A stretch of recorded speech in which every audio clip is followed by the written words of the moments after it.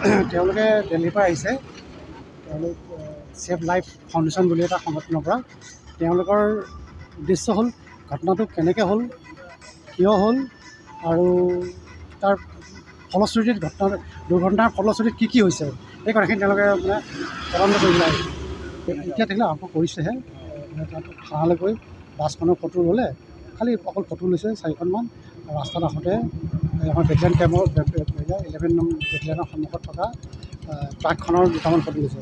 আৰু সেইখিনি আজি নাই কৰা, কাইলৈ তেওঁলোকে কৰিব টেকনিকেল ছাইডটো। খালি ইয়াত স্পটত তেওঁলোকে আহিছে, আহি তেওঁলোকে এই ঠাইটুকুৰা চাই লৈছে। এই ঠাইটুকুৰাত কি কাৰণে হ'ব পাৰে।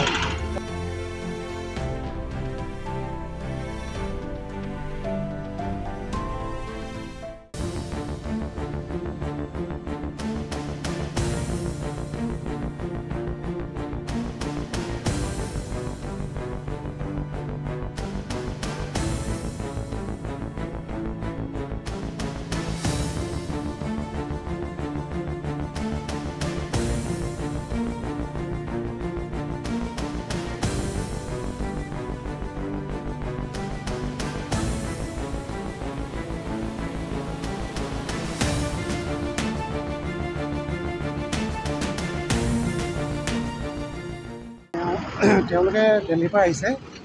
তেওঁলোক ছেভ লাইফ ফাউণ্ডেশ্যন বুলি এটা সংগঠনৰ পৰা। তেওঁলোকৰ উদ্দেশ্য হ'ল ঘটনাটো কেনেকৈ হ'ল, কিয় হ'ল আৰু তাৰ ফলশ্ৰুতিত দুৰ্ঘটনাৰ ফলশ্ৰুতিত কি হৈছে সেই কথাখিনি তেওঁলোকে মানে তদন্ত কৰিবলৈ আহিছে।